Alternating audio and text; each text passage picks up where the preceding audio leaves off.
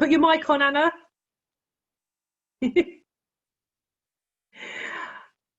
Hi, we're there.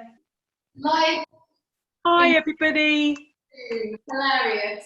For some reason, it wasn't letting us put our video on there, so sorry guys for that slight false start.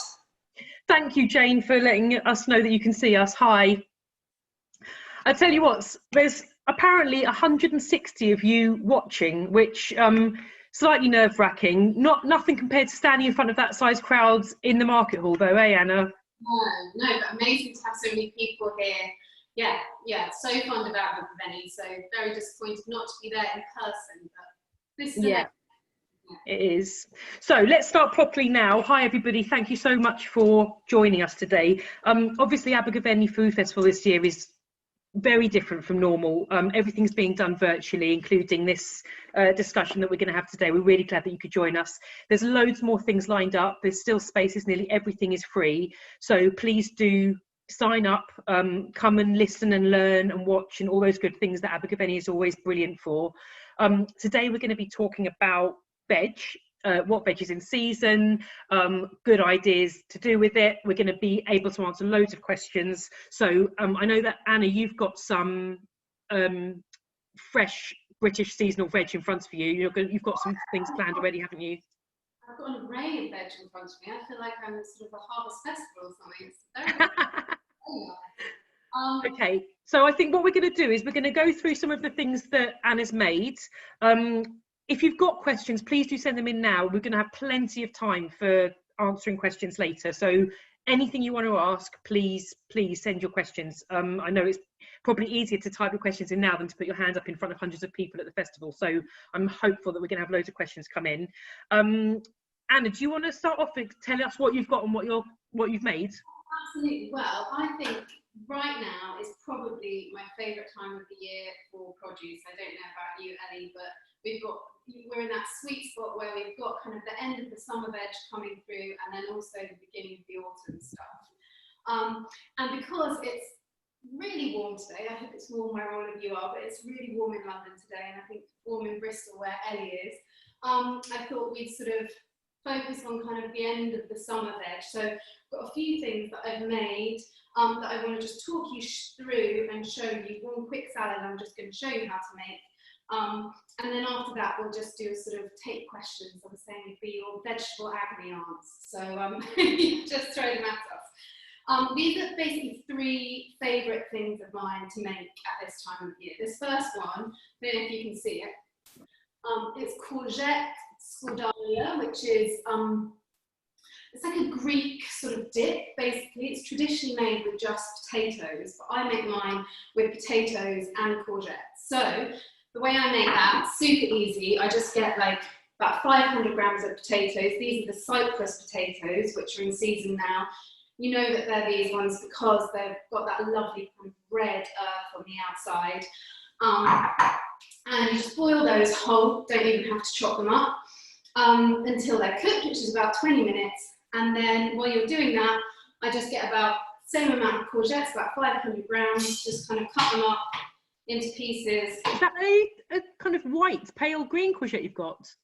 Pale green courgette. I don't actually know the name of it. I probably should have done. Quite unusual. I'm sure there's some gardeners out there who can tell me. The Abergavenny audience is the most informed audience I've ever had. I usually learn more from you guys than you learn from me, I'm pretty sure. So yeah, these are beautiful pale green courgettes. Obviously at the moment we've got the green ones, we've got the stripy ones, we've got the yellow ones. And do you find that there's any difference between the colours? Because that's something that I get asked a lot.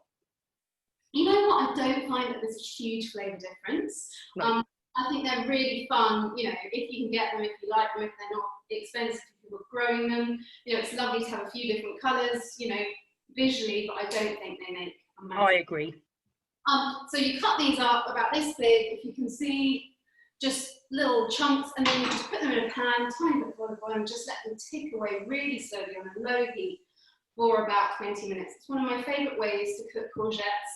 In Italy, I think they call it trifalati, you know, that really, really slow cooking, a bit like truffle, you know, it's, you know, usually reserved for things like truffles, but they, yeah, so Then you basically blitz up the courgettes with some olive oil and just mix it in with the potatoes. I've topped it with some almonds here. Delicious. And it is, honestly, so good. It's a really great alternative to kind of hummus if you're having people round as a dip. It's a good thing to sort of make at the beginning of the week, have in the fridge, eat with lots of dip. That would be good in sandwiches, dips. I reckon that would even be good maybe with some oh, look at that, delicious. Maybe with pasta, or is it a bit double carby with the potatoes? I'm always up for a double carb. You definitely stir it through some pasta. It's really, you use quite a lot of olive oil, like about 120 mils of olive oil, so it's really kind of voluptuous tasting. It's quite buttery. The Delicious. slow-cooked courgettes make it really buttery and indulgent. So that's one thing I've been making loads recently. Another thing I'm just going to show you really quickly, so I've done a bit of the prep here, is a corn salad. I love making it this time of year. So at my greengrocers, it's £4 for £1 at the moment. So I don't think there is really a cheaper dinner that you can at the moment than some corn. So I've just cut the corn off the cobs into lots of little kernels, and then I've just charred it in a pan. So a dry heat, just charred it until it's... Any oil in the pan or not? No oil in the pan. Okay. So I've just charred it so the edges catch and you get that smoky smell, a bit what you do on barbecue, but if you can't be bothered to like barbecue, this is the way to get that effect. I've got some onions in here, that you can see, Elly Pear's favourite actually. Quick pickled pink onions is such a good thing to add to your arsenal. It is such a good thing. I think I just spilled that all over the surface, but never mind. You could use shallots, you could use onions. I've just chopped one up really, really fine and put the juice of 2 limes in there. And that will make them go that like almost neon pink. Exactly, and they're just such, you know, I keep a jar of those in the fridge for kind of adding to stuff, adding to, you know, pretty much everything I eat. Tacos and stuff like that. Yeah, but salads, all sorts of stuff. And sometimes if I just haven't had time or I can't be bothered to chop an onion, which is when I'm feeling really lazy, yeah. A couple of spoonfuls of yogurt in there. We're just going to make a dressing, and you're going to see this is going like a crazy sort of fluoro pink. I've got some pickled chilies here. Oh, nice. A really good thing to have on hand. You can get these. I got these in my local, admittedly very good Turkish corner shop, but all the supermarkets stock them these days. These are pickled red jalapenos, I think. Anyone who lives or comes to Bristol, I always get asked where to buy things like that. And my top tip in Bristol is the Istanbul Mini Mart on Gloucester Road, which is just opposite the galley. They have got jar upon jar upon jar of pickled things like that. So that's a Bristol tip for pickles. Where would you say in East London, where you are, Anne, is a good place to head? Kind of spoiled. They sell them in most corner shops around here because a lot of the corner shops are run by lovely Turkish families. So yeah. And also that things like jars of cooked chickpeas and stuff like that are often way cheaper and huge ranges. So always have a look in what you think is just a corner shop that's got hidden gems. No, they're much, much cheaper there. You know, like £1 instead of sort of £4 for your cost. Yeah. So what kind of chilies are they? What have you got in there? Just pickled red chillies, and I nice. like pickled chillies on hand because quite often I just don't have a chilli in the house, but I want to add a little bit of that spice. And obviously you could use dry chilli or chilli oil, but these just add, like, you get that freshness from the chilli and also from the pickle that you wouldn't really get otherwise. So nice. I'm going to dress the corn in this kind of yogurty, chilli, pickled red onion and lime mixture. Yum. It's just a really simple, you know, you don't actually need to char the corn. You could do it with, I've made this lots of times when the corn's really sweet with just kind of raw corn kernels, which I love and my little boy loves as well, and then just a load of coriander over the top. So that would be really brilliant in tacos. It would be kind of side of like a barbecue. It's just a really, really simple, quick thing to do with corn while it's cheap and in season. And I'm so sorry, everyone, that we can't do tasters this year. It's unfair. My husband is going to be very yeah. He's got a lot to eat today. Someone was just asking what that was called. Pardon? Someone was just asking what that dish was called. I just call it like a chard corn salad. Chard corn. Okay. It's going to be in my next book, but actually a version that I did a bit a couple of years ago that's slightly different. Is up on the Guardian website. So if you just pop in Anna Jones chard corn salad, it should come up. Okay, cool. We've had some questions come in. Do you want to show us the next thing, and then we'll come to questions? I think that's a great idea, and then we can finish off. So I just want to show you these. This is my kind of top end of summer thing to cook. You know, we're all still feeling, hopefully, with all the strange things going on in the world at the moment, I'm hoping that this kind of milder weather is keeping everyone's spirits up at least a little bit. But I'm just kind of thinking ahead now to sort of December, January, February, when it's really cold and, you know, not so, yeah, there's no sunshine to cheer us up. So what I do often is I roast and jar up tomatoes. So all I've done here is got about a kilo of tomatoes. While they're cheap, while they're juicy and delicious, put them in a tray. Big ones I've halved, as you can see. And then I've just chopped some garlic in half, so you can see there. Stuck that in the tray as well. Sorry, there's a bay leaf attached. Yum. You could use, I've got a really out of control bay tree in my garden, but you could use thyme, you could use rosemary, you could use basil. And then I just stuck that in a low oven, like sort of 120 to 150, and just let it sit for 2 hours it was basically, then turn the oven off and left the tomatoes in there. So they've dried out, you've got this insane tomato flavoured oil. It might feel like, because I put, you basically almost half cover the tomatoes with oil. So it's almost like a confit. It's almost like a confit. So it feels like a lot of oil. This oil, you're basically flavouring this oil and creating this delicious kind of golden just juice that you can basically that you can use for loads of things afterwards. So these tomatoes I'll sort of jar up, cover in oil. If you want to sterilise them and keep them for later on in the winter, you can. Generally, I just kind of pop them in the fridge, cover them with oil, and they're good for a while. And these are just brilliant on anything. They're brilliant squished on toast, the roasted garlic squished on toast with a bit of goat's cheese, yogurt, labneh, that kind of thing. Or they're amazing stirred through pasta. My favourite way to do this is to fry some crispy capers in a pan so they go all crispy. And then stir those tomatoes through some tagliatelle with some crispy capers and some, yeah. So like you could make anything that you would usually use normal tomatoes for, like if you were making an arrabbiata or puttanesca or anything like that, but use those instead and just make it extra special. Up the flavour, you've got that delicious flavour oil, you've got those super sweet tomatoes, and they're just, yeah, they're so good. Such a good idea if you're growing tomatoes and you've got loads, because you would actually be able to get through quite a lot of tomatoes in that, wouldn't you? I've just done a small tray because I was just showing you guys, but you could do, you know, you could fill your massive oven tray with them and do that and then jar them up, you know, give them away if you fancy it, if not, just... No. So those are the things I cooked for you, just with 3 things I'm really enjoying cooking at the moment. But we're sort of mainly here to answer your questions, really. And some are coming through already.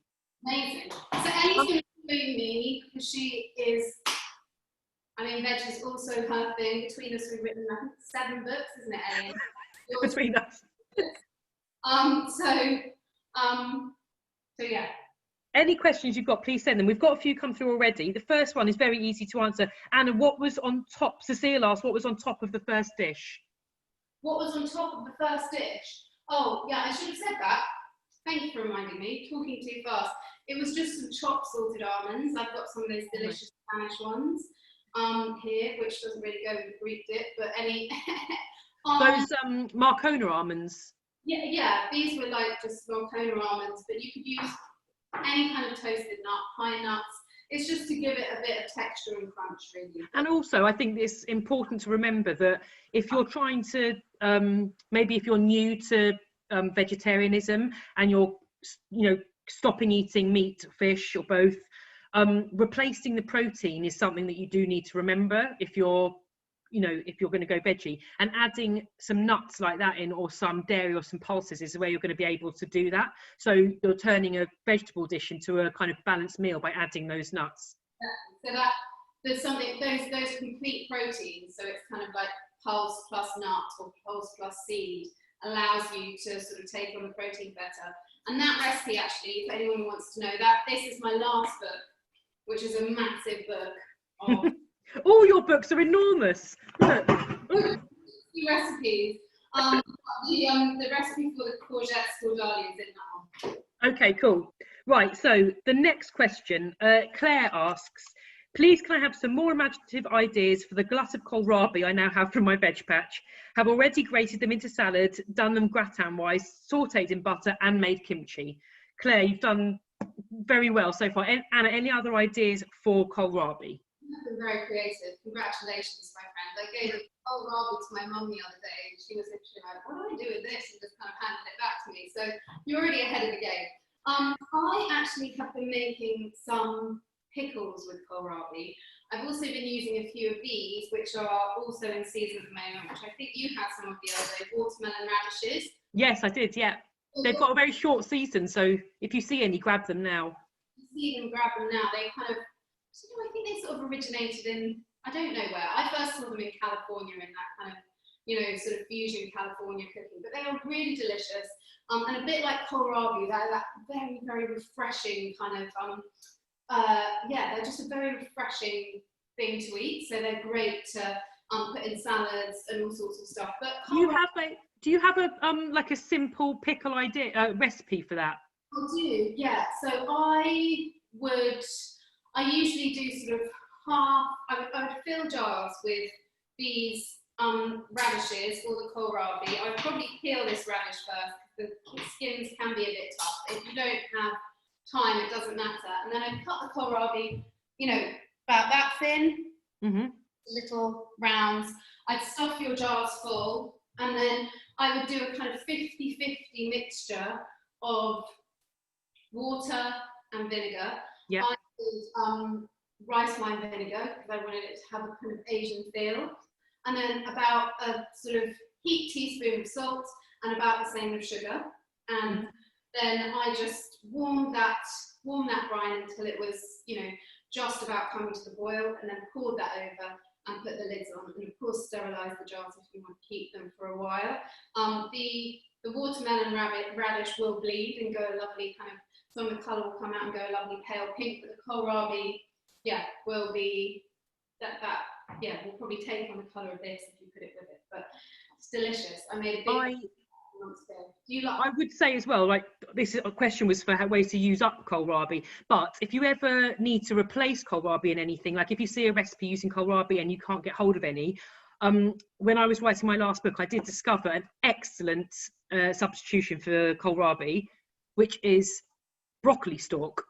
Peeled broccoli stalk in slices. It has a very, very similar sort of texture to kohlrabi, and if you're going to make like a kohlrabi slaw or anything like that, broccoli stalk is a very good substitution. Kohlrabi in the fridge, just in case anyone. It is the weirdest looking vegetable in the world, I think. What a kohlrabi is, because it is quite niche. I just thought I would show the people who aren't sure about kohlrabis what they are. These are kohlrabi. It looks like a little UFO. Yeah.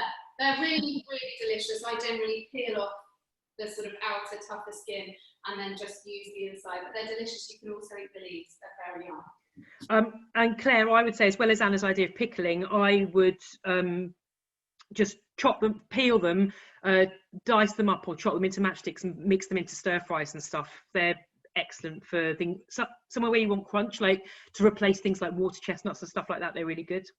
Okay, so I hope that helps, Claire. Okay, so Elisa asks, is Anna's new book out yet? This is your 4th book. Tell us about it. Thanks, Elise, for the question. It's not out yet. It was actually supposed to be out this week, but due to the wild circumstances in the world, we decided to delay it till March. The book's called One, and it's simple kind of weeknight cooking, so things you can do in one pot, one pan, one tray, and then a chapter on really quick stuff. But so sort of the same recipes you may have come to expect from me if you have my other books, kind of, you know, flavour first, but hopefully quite easy recipes that don't have too many ingredients or too many stages.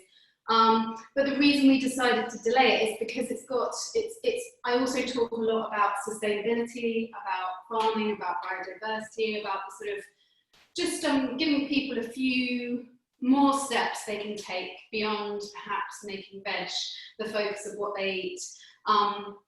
And for that reason, we wanted to print it in Europe, and we wanted to print it on FSC paper, which is, you know, which is the paper that it's important to use to protect the rainforest and stuff. So that's why it's been delayed to March, which is a bit disappointing, but I'm very excited about it coming out then.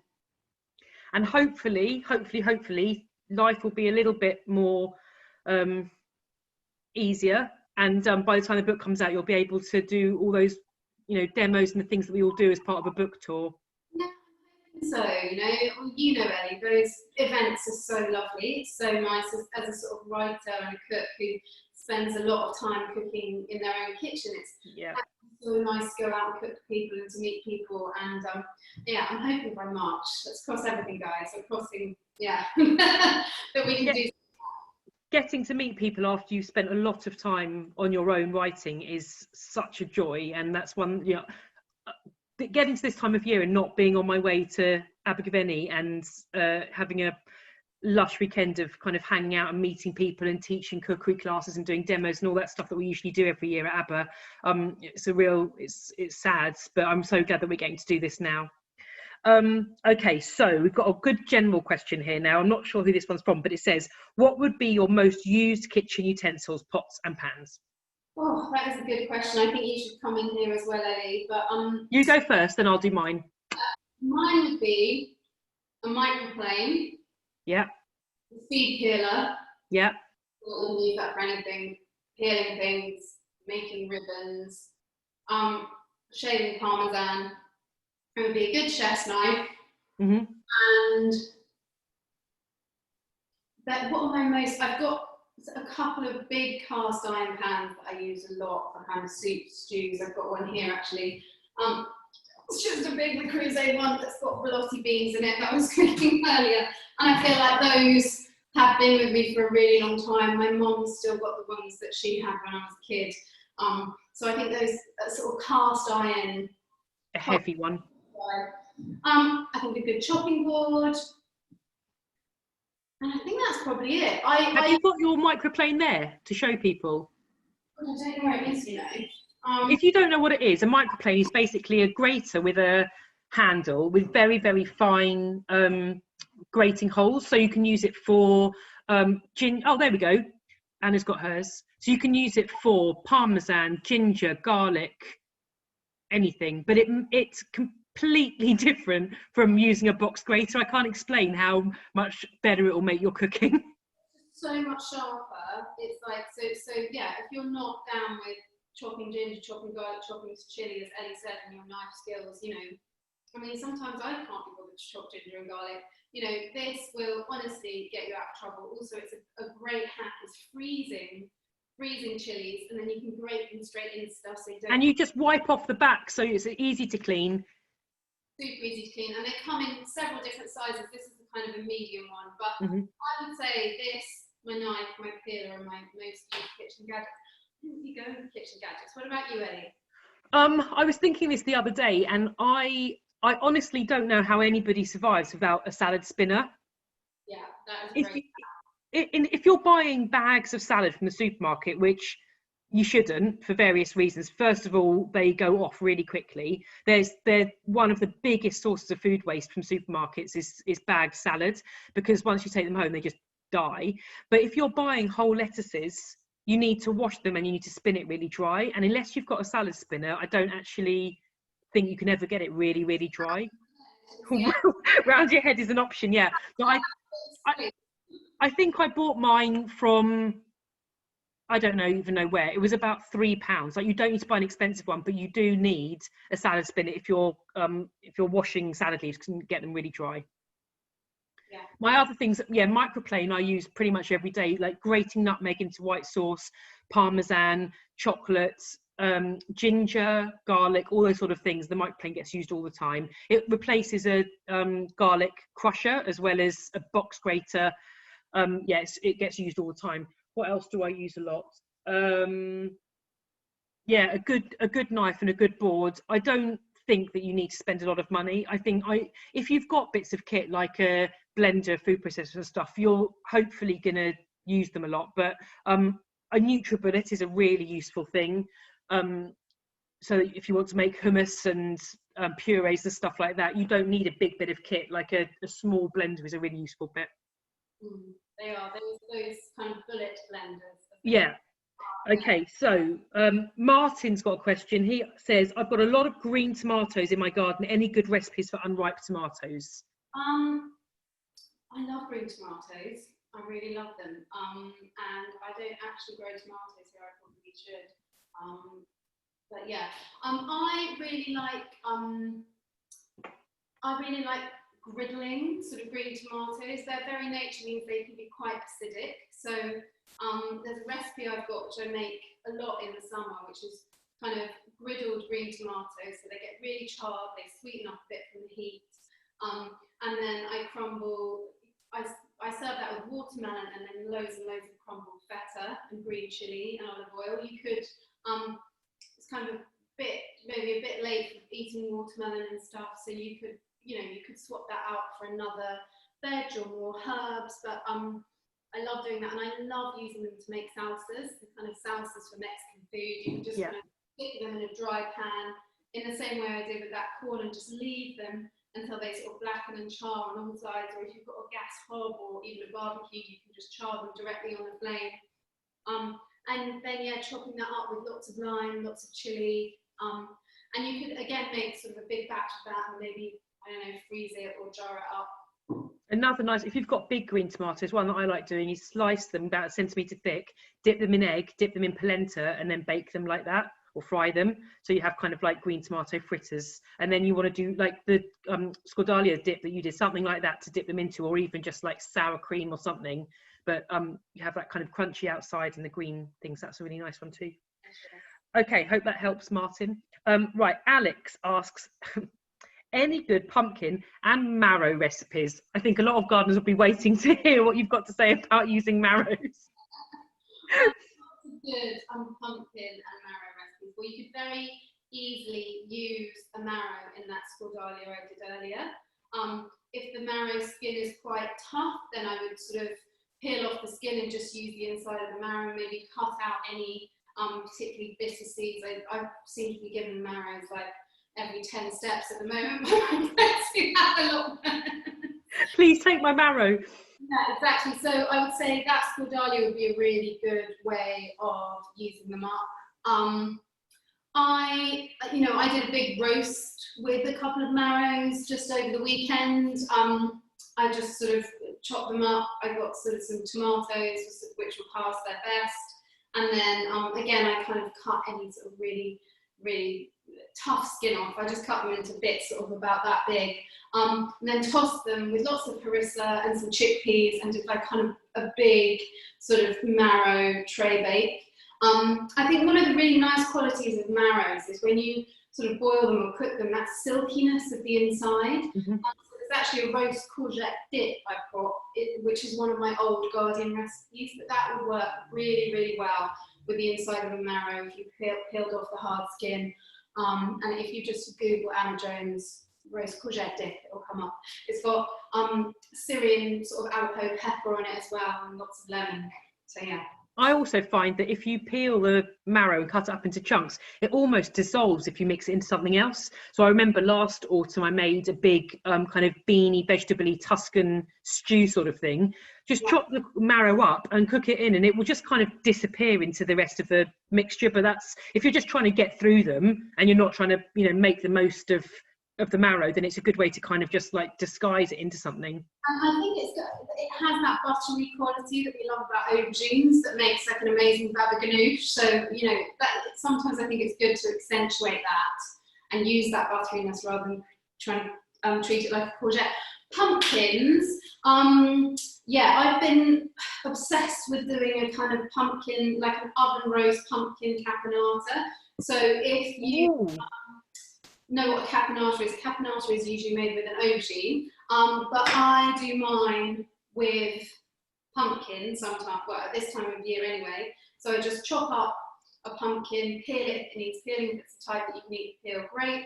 Take out the seeds, you can save those, wash them and roast them and salt them if you want.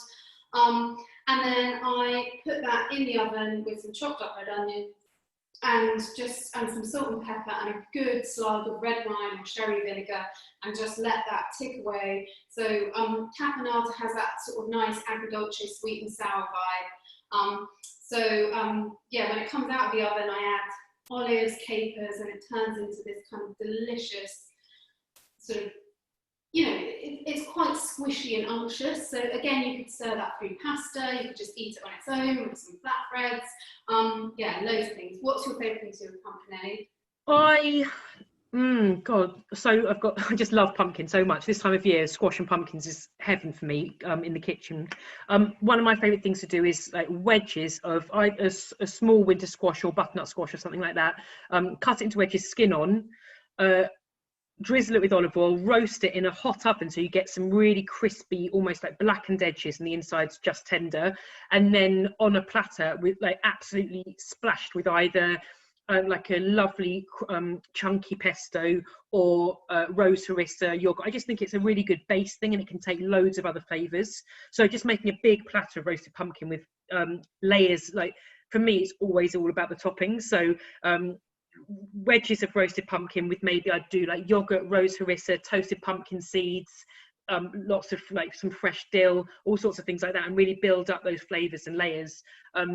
Yeah, roast pumpkin hummus is a really good one. If you've got some pumpkin you don't know what to do with it, roast it, blend it up, and replace it for some or all of the chickpeas in a hummus recipe. So you're just adding tahini, lemon juice, olive oil, salt and pepper, and you'll get a lovely kind of silky pumpkin dip. So Alex, I hope that helps you. Marguerite asks, how did Anna cook the courgettes in the first dish? Oh, okay. So they were just cooked in a pan. So in a I chopped them up, as I said, into like pieces about this big. You can see about 2 centimeters and about 1 centimeter thick. And then I just popped them in a cold pan with a bit of olive oil, put them on a very low heat, and just let them sort of tick away for about 20 minutes until they were soft, almost breaking down, a bit buttery, obviously had a bit of salt in there.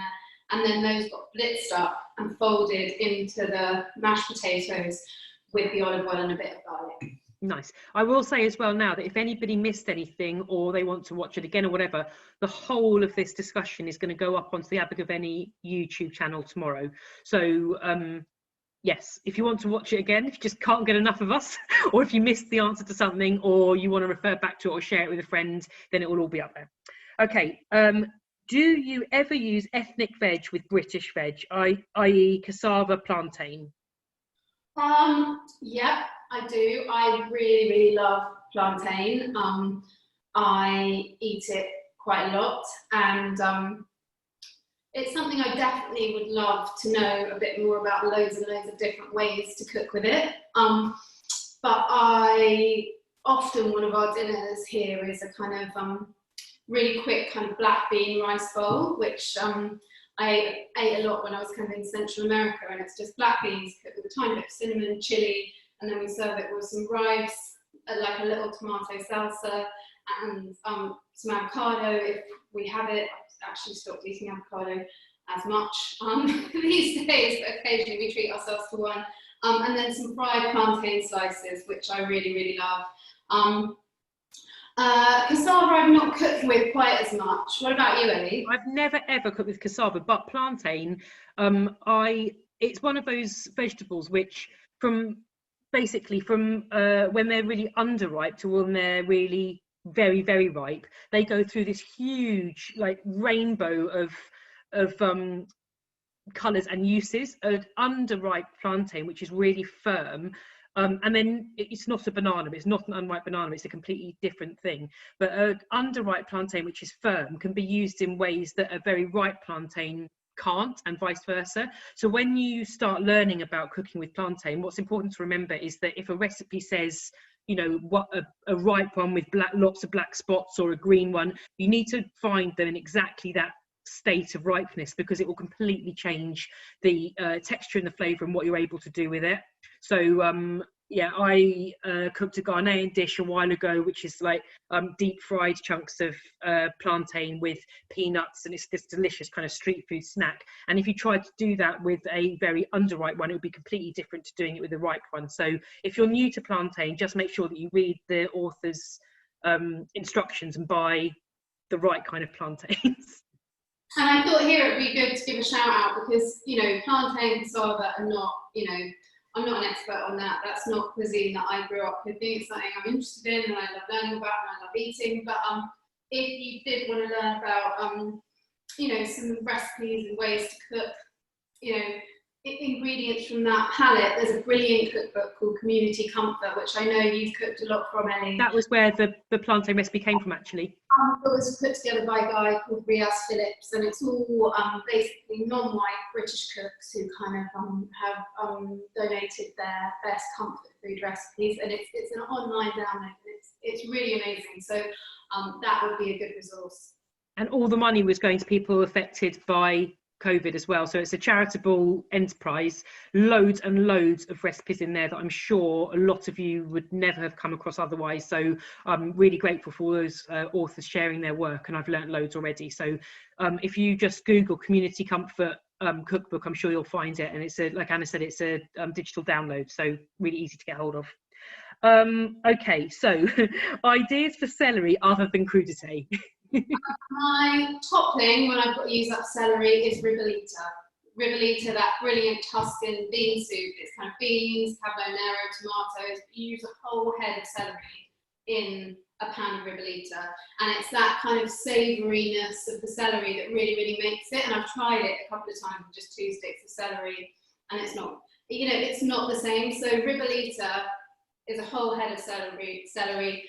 I sort of stop making it about now, and then I don't stop until like March, basically. I always have not the same pan. Not the same pan, but I just find it so comforting. It's just the it's one of my kind of ultimate comfort foods. So I would say that I've got a couple of recipes up. You know, if you Google ribollita, which is R-I, which means reboiled, basically. Ribollita, R-I-B-O-I-L-L-T-A, T-I-A, I think. Sorry, my spelling's bad. And my name, they should come up. And there's actually a recipe for that in my first book, A Modern Way to Eat. And I would also say that last time I mucked up an order and ended up with too much celery, cut it up into fine dice, put it in a Ziploc bag and stick it in the freezer, because so many recipes you're starting with like a sofrito sort of beginning with onions and carrots and celery, and if you just need some celery to add in, then you can do it straight from frozen. So I froze the bag of celery. I've got a bag of celery chunks now, and I can just chuck it straight into the pan with the carrots and onions, which are much more likely to have on hand. But celery is not something I buy regularly. So yeah, just dice it up and freeze it. You're so good with tips like that, Elly. That is Elly. I've also got a massive freezer, which was like, is not the case for everybody. I'm super aware. I can't keep telling everybody to batch cook everything because it's not the same for everybody. But if you've got space to put a little Ziploc bag of celery, that is a good place for it. Which leads us to Karen asks, can I freeze kale and Swiss chard? Yeah, very quickly you can, absolutely. I keep kale, spinach in bags in the freezer for kind of smoothies in the morning and for quickly popping in stuff. I would just shred it up so it's not in big leaves, and then you can chop the stalks finely and maybe keep them in another bag. Absolutely freezable, brilliant. Also, if you wanted to cook it down, freeze it in ice cubes, then it can be your own homemade version of kind of those bags of frozen spinach that you buy in supermarkets. Definitely freezable, definitely a good thing to do. Okay, next thing. Salaja, I hope I'm pronouncing your name right. She says, or he says, sorry, how do you decide what kind of dressings to put on your salads? I tried to do a lemon, olive oil, salt and pepper dressing with my arugula rocket, and it felt too peppery spicy. Is there a dressing that you think works well with arugula as compared to a lighter green like lettuce? Yeah, I do. I think firstly, I think pepper is something that we just use universally across the board, and I think sometimes pepper actually is not needed in a dish. We're so used to just putting salt and pepper on everything. But I use pepper about the same amount as I use lots of other spices like chili, like cumin, like other things. And if you think about, you know, a watercress salad or a, you know, rocket arugula salad, that doesn't need more peppery flavour. So that might have been where that salad dressing went wrong. It was just pepper on pepper and it was too much. For me, I actually do think that a really simple lemon olive oil dressing just with a bit of salt is a really, really, really good thing to have on rocket. You need a bit of freshness from lemon, but a bit of lime would work there too. And I think what you're always trying to balance in a dressing is that sweet, you know, is that kind of, you know, creaminess of the oil or yogurt or whatever else you're using for that element, the acidity of the citrus or the vinegar, and then, you know, and then the seasoning obviously is important. You can then tweak it with other things. You know, if your dressing is just too sharp and you've gone a bit too crazy on the vinegar, or your lemons are really sharp, a tiny little squeeze of honey or a bit of maple will balance it out. And I think my recommendation is always to taste the dressing on the leaf, because the dressing might taste really, really punchy, like on your finger or a spoon from a jar, but once it's on the leaf, which is much more watery, it's going to dilute that dressing a bit, and sometimes you actually need a bit more punch. You know, I have a sort of standard dressing that I make, which is a third apple cider vinegar, a third, then 2/3 olive oil, a teaspoon of Dijon, and a bit of honey and some salt, and that sort of stays in my fridge, and I pretty much use it for everything. But if you're wanting sort of different dressings for different things, then I think it's good to think about sort of flavour worlds and where you are. You know, some bashed up cumin might be really, really nice, you know, if you're in sort of Middle Eastern, or sort of, you know, maybe going down sort of, if it was a salad, to sit next to a curry or something like that. You know, chili, or even like the tip of a spoon of harissa stirred through a dressing would be really good, like on, you know, some raw squash ribbons, or even on top of some roasted squash. So it's always trying to think about that flavour world that you're in, and then, you know, just tasting the dressing as if it was a food you were going to eat. So not just putting it on your salad and then thinking, oh, that doesn't taste good. You've got to taste it and tweak it and get it right before you put it on. What would you say, Elly? I just was thinking that olive oils vary a lot. You might have had a very peppery olive oil, and like Anna said, you're adding pepper on pepper on pepper with that. If you've got rocket and actual pepper and a peppery olive oil, my kind of like house dressing is olive oil, balsamic vinegar, grainy mustard, and runny honey, and kind of squish a little bit of everything until it's how you like it, and that will keep in the fridge for ages. It goes with loads of things. You could add in a little bit of garlic as well if you want, but a kind of like grainy mustard, slightly sweet balsamic olive oil dressing, a little bit 90s, but that is my favourite kind of basic salad dressing. We've got time for 3 more quick questions, so I'm going to go through these last ones as well. This is from Wendy. She says, I'm a new vegetarian and I'm struggling with tofu. Any great recipe ideas? Loving this webinar, by the way. We love you too, Wendy. Thank you very much. Right, you go first, then I'm going to go on the tofu as well. Well, I think we've both got a lot to say about tofu. This brief. I've actually got a video I just did about tofu that I'm going to post on my Instagram, I think, next week. So there will be some stuff there. But I think it's about, first of all, buying the right tofu. You know, tofu comes in lots of different kind of firmnesses, shall we say, for want of a better word, from silken tofu, which is almost like a sort of jelly blancmange situation, to really firm tofu, which you can chop up and you know, fry very, very easily. I always think that an entry-level tofu should be a firm tofu or a smoked tofu, because smoked tofu is basically firm tofu that's been smoked, so it's already got some flavour kind of in there, and it's kind of easier to deal with. If you're using a natural tofu, so not smoked tofu, what you do want to do is add some flavour, because tofu, by its very nature, and that's actually one of the great things about it, is quite a even sort of, I don't want to say bland, but it's quite a gentle flavour. So, you know, chopping it up, marinating it with some garlic, some soy, some rice wine vinegar, a bit of honey, something like that, before you put it in the pan is a really, really brilliant thing to do. And roasting it's great, also in that same marinade you can roast it. Another thing that I always do with my tofu basically is, so if you haven't had time to marinate it, I sort of just chop it up small, fry it in the pan, and usually I fry it separately if I'm doing a stir fry or something, so you get those crisp edges. And then I finish in the pan just as I'm taking it off the heat with a splash of soy sauce, and it kind of seasons it and brings it all together and makes it super delicious. So I'm going to stop talking now. So, like I was saying with plantain, when a recipe writer tells you what type of tofu to use, please, please, please listen to them, because if you buy the wrong tofu, you use a different tofu than the recipe states, it will not work. It's very, very important that you buy the tofu that is stated. It's becoming more and more readily available in a wide range of supermarkets. Even small supermarkets now usually carry some tofu, but because the easiest ones to use, which are the ones that have been prepared for you in some way, so like Anna said, the smoked ones, the marinated ones, they might be good for the first time that you use it because you don't need to do much to it, but they've got so much flavour in themselves. Like you'll find those, like the cauldron ones, they have in a lot of supermarkets, and it's diced marinated tofu. That's already got a lot of flavour, and it kind of dictates what sort of way that you can flavour it. So once you've maybe buy that once, work out about the texture and stuff, but then the one that I would recommend the most is just like a firm smoked tofu, like the tofu ones. I think TOFOO, isn't it, in a cardboard box in the supermarket. You'll read all over the place about having to press the tofu.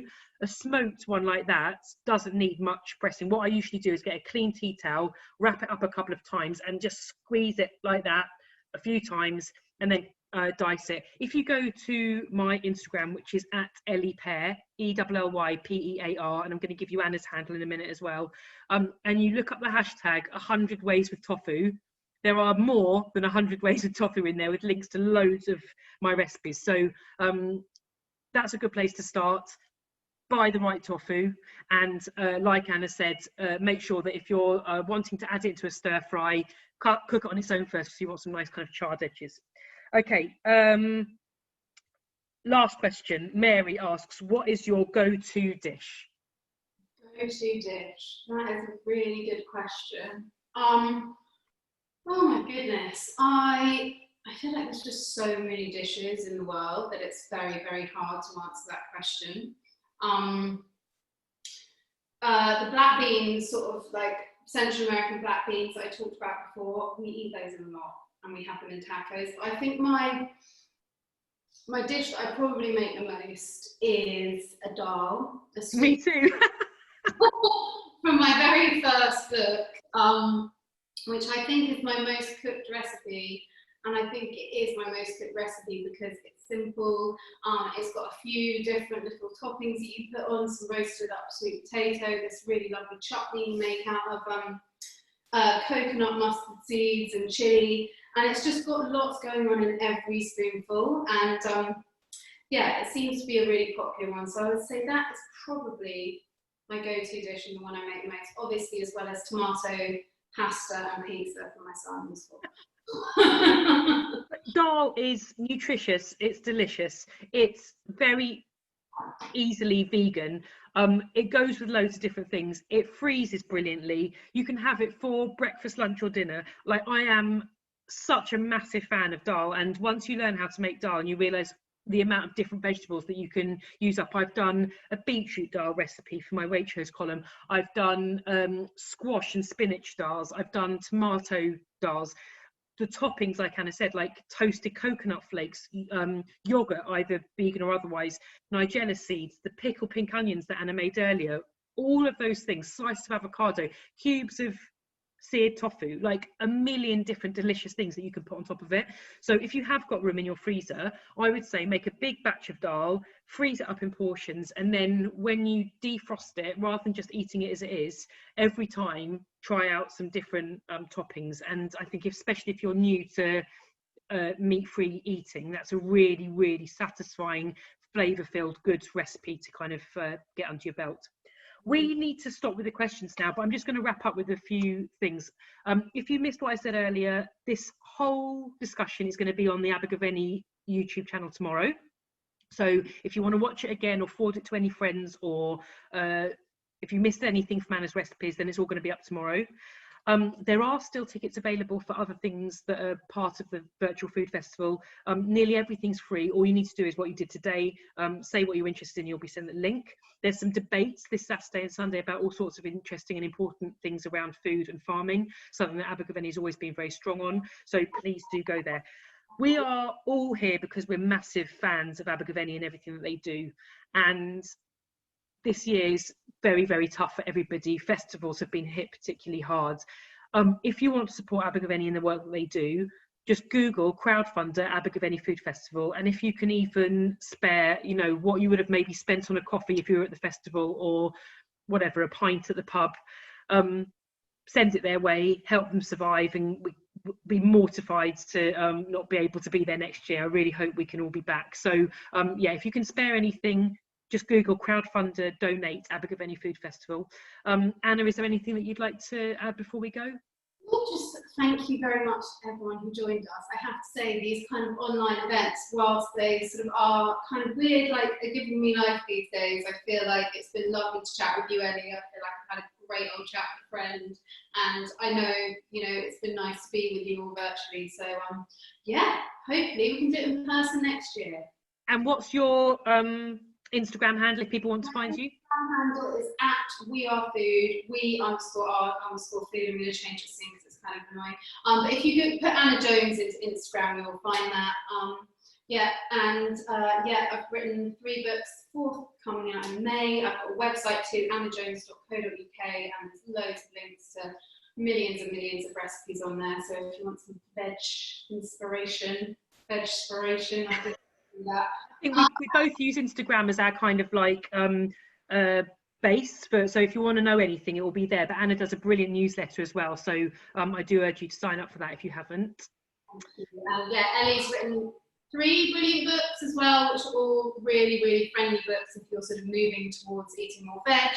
And yeah, she's the queen of kind of batch cooking, freezing stuff, just smart cooking. So yeah, check her out. And I write a column for Waitrose Weekend as well, so the free Waitrose Weekend paper that you can pick up in store is all free online as well. So if you Google Elly on the Waitrose website, you'll see loads and loads and loads of recipes, meat-free recipes that I've written there as well. So come and find us on the internet. Thank you so much, all, you know, nearly 200 of you joining us. It was really lovely to have you all here, and hopefully see you around. Thanks, guys. It was really nice. See you next